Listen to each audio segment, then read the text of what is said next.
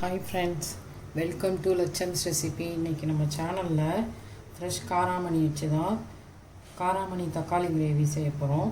எப்படி செய்யறதுன்னு பார்க்கலாம் வாங்க. செம்ம டேஸ்ட்டாக அல்டிமேட்டாக இருக்கும்.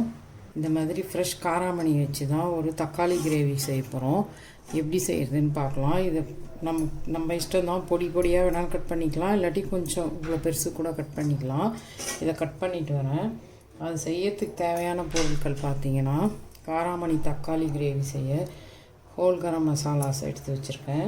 இஞ்சி பூண்டு பேஸ்ட்டு, காரத்துக்கு பார்த்திங்கன்னா தனி மிளகாய் தூள் 1 டீஸ்பூன் வச்சுருக்கேன்.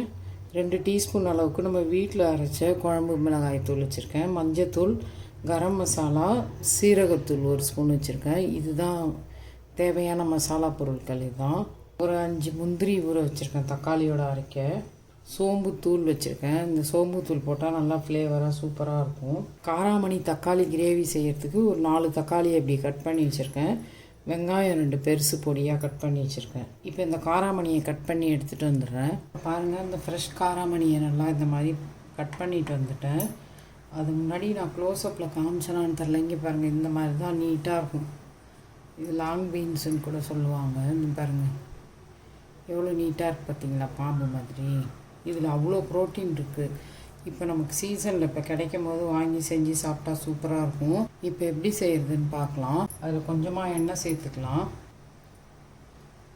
ஒரு 2 டேபிள் ஸ்பூன் அளவுக்கு எண்ணெய் சேர்த்துருக்கேன். தக்காளி இந்த மாதிரி அதில் எடுத்து வச்சிட்டோம்னாக்கா ஒரு 3-4 நிமிஷத்துலேயே நல்லா வதங்கி சுருங்கிடும். 4 தக்காளி எடுத்துருக்கேன் நான்.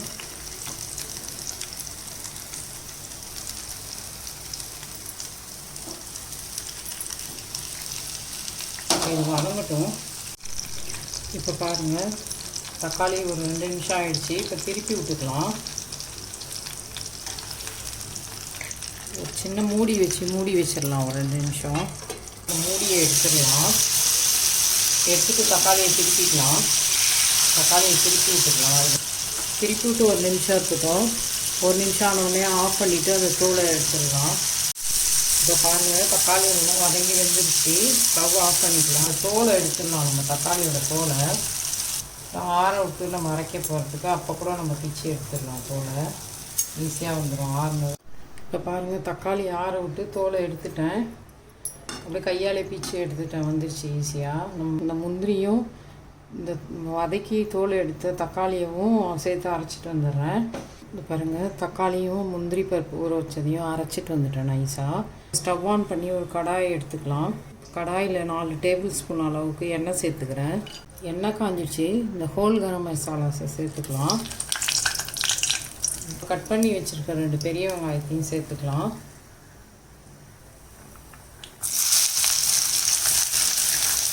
அது கூடயே கருவேப்பிலை போட்டு சேர்த்துக்கிறேன்.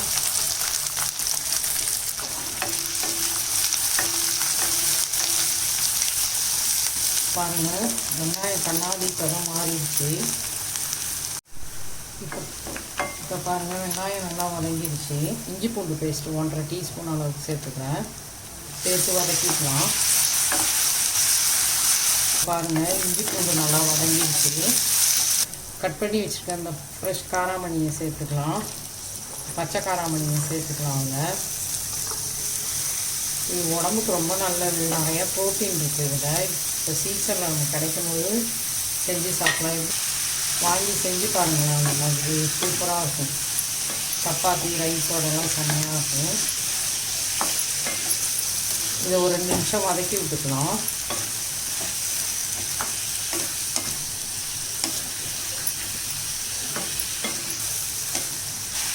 இப்போ பாருங்கள், இந்த காராமணி 2 நிமிஷம் வதக்கி விட்டுட்டேன். இப்போ அதுக்கு எடுத்து வச்சுருக்கிற மசாலா சேர்த்துக்கலாம். வெறும் மிளகாய்த்தூள், வீட்டில் அரைச்ச குழம்பு மிளகாய்த்தூளும், கரம் மசாலா, மஞ்சத்தூள், சீரகத்தூள் இதை சேர்த்துக்கலாம். அப்படியே இப்போ சேர்த்து வதக்கி விட்டுடலாம். தக்காளி முந்திரி அரைச்ச பேஸ்ட்டு சேர்த்துக்கிறேன்.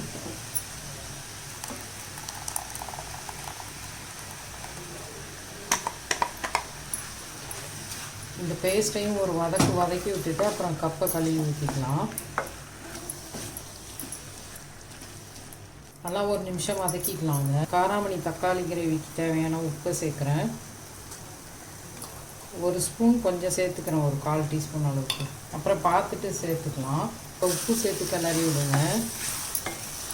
நம்ம முந்திரிலாம் அரைச்சிருக்கிறதுனால டக்குன்னு பிடிச்சிக்கும் அடியில். நல்லா வதக்கி விட்டுட்டு இப்போ நம்ம அரைச்ச தக்காளி எல்லாம் சேர்த்து 2 நிமிஷம் ஆயிடுச்சு. நல்லா வதக்கியாச்சு. மிக்ஸி ஜார் கழுவுன தண்ணியை சேர்த்துக்கலாம்.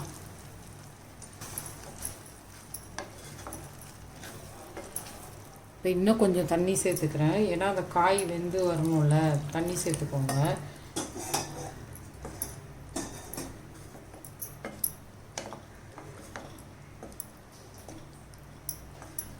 அப்போ தான் நமக்கு காராமணி தக்காளி கிரேவி சூப்பராக இருக்கும். இப்போ உப்பு செக் பண்ணிக்கோங்க. காரம் நீங்கள் உங்களுக்கு தகுந்த மாதிரி போட்டுக்கோங்க. உப்பு பத்தலை, நான் இன்னும் ஒரு 1/4 டீஸ்பூன் அளவுக்கு சேர்க்குறேன். இன்னும் ஒரு 1/4 டீஸ்பூன் அளவுக்கு சேர்க்குறேன். நீங்கள் உப்பு காரம் உங்களுக்கு தகுந்த மாதிரி சேர்த்துக்கோங்க.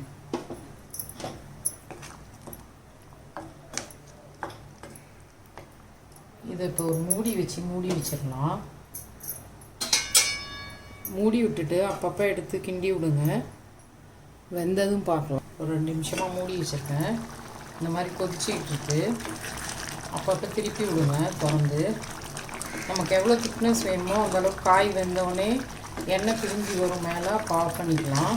இப்போ இந்த மாதிரி கிண்டி விடுங்க. இப்போ மூடி வச்சிடலாம். இன்னும் காய் வேகட்டும். இப்போ பாருங்கள், ஓப்பன் பண்ணியாச்சு. நல்லா மூடி வச்சுருந்தேன். கிரேவியும் நல்லா சுண்டி வந்துடுச்சு, காயும் நல்லா வெந்துடுச்சு. உங்களுக்கு கிரேவி என்ன மாதிரி வேணுமோ அந்த அளவுக்கு தண்ணி வச்சுக்கோங்க. ஆனால் இப்படி இருந்தால் தான் சூப்பராக இருக்கும் சப்பாத்தி ரைஸோட. இன்னொரு 5 நிமிஷம் சிம்மில் வச்சு வைக்கலாம். மூடி வச்சிடுறேன். காய் நல்லா வெந்து வந்துடுச்சு. இந்த ஸ்டேஜில் நம்ம சோம்பு தூள் பண்ணி வச்சுருக்கிறது, பவுடர் பண்ணி வச்சுருக்கிறது ஒரு 1/2 ஸ்பூன் சேர்த்துக்கலாம். சூப்பராக ஃப்ளேவராக இருக்கும். இந்த மாதிரி எந்த கிரேவி நம்ம செஞ்சாலும் ஸ்பைசஸ் போட்டு தாளித்து செய்கிற கிரேவிக்கெலாம் இந்த மாதிரி சோம்பு தூள் போட்டோம்னா செம்மையாக இருக்கும். பாருங்கள், காய் நல்லா வெந்து வந்துடுச்சு. இப்போ சோம்பு தூள் போட்டிருக்கேன்ல, ஒரு 2 நிமிஷம் மூடி வைக்கலாம். 2 நிமிஷம் மூடி வச்சுருந்தேன். ஓப்பன் பண்ணிடலாம். இப்போ நல்லா எண்ணெய் பிரிஞ்சு வர ஆரம்பிச்சிருச்சு. காயும் நல்லா வெந்துடுச்சு. இந்த காராமணி காயும் நல்லா வெந்துடுச்சு. சூப்பராக கிரேவி ரெடி ஆகிடுச்சு. காராமணி தக்காளி கிரேவி செம்மையாக ரெடி ஆகிருக்கு. இது சப்பாத்தி ரைஸோடு நம்ம சாப்பிடும் போது செம்ம அல்டிமேட்டாக இருக்கும். இது வந்து கசூரி மேத்தி சேர்த்துக்கிறேன். க்ரஷ் பண்ணி வச்சுருக்க கசூரி மேத்தியை சேர்த்துக்கிறேன். 1 ஸ்பூன் வெண்ணெய் சேர்த்துக்கிறேன். கிண்டி விட்டுடலாம். கசூரி மேத்தி சேர்த்து செம்ம சூப்பராக இருக்கும். நீங்கள் சப்பாத்தியோடு சாப்பிட்டீங்கன்னா செம்ம அல்டிமேட்டாக இருக்கும். நீங்கள் உப்பு காரம் மட்டும் உங்களுக்கு தகுந்த மாதிரி சேர்த்துக்கோங்க. காராமணி தக்காளி கிரேவி ரெடி ஆகிடுச்சு. கொத்தமல்லி இலை தூவி ஸ்டவ் ஆஃப் பண்ணிடுறேன். பாருங்கள், சூப்பரான சுவையில் காராமணி தக்காளி கிரேவி ரெடி ஆகிடுச்சு. இந்த மாதிரி நீங்களும் மிஸ் பண்ணாமல் செஞ்சு பாருங்கள், செம்ம அல்டிமேட்டாக இருக்கும். நான் ஒரு 2 ஸ்பூன் அளவுக்கு ஃப்ரெஷ் க்ரீம் சேர்த்துக்கிறேன். ஏன்னா சப்பாத்திக்கு இந்த கிரேவி செஞ்சுருக்கிறதுனால ஃப்ரெஷ் க்ரீம் சேர்த்துக்கிறேன். பாருங்கள் எவ்வளோ சூப்பராக இருக்குது பார்த்தீங்களா. சூப்பரான சுவையில் காராமணி தக்காளி கிரேவி ரெடி ஆகிடுச்சு. காராமணி தக்காளி கிரேவி ரெடி ஆகிடுச்சு. நீங்களும் இந்த மாதிரி செஞ்சு பார்த்துட்டு லட்சம்ஸ் ரெசிபியை லைக் பண்ணுங்கள், ஷேர் பண்ணுங்கள், சப்ஸ்கிரைப் பண்ணுங்கள். தேங்க்யூ. இந்த மாதிரி சப்பாத்தியோட காராமணி தக்காளி கிரேவி செஞ்சு சாப்பிட்டு பாருங்கள், செம்ம அல்டிமேட்டாக இருக்கும். மிஸ் பண்ணாமல் செஞ்சு பாருங்கள்.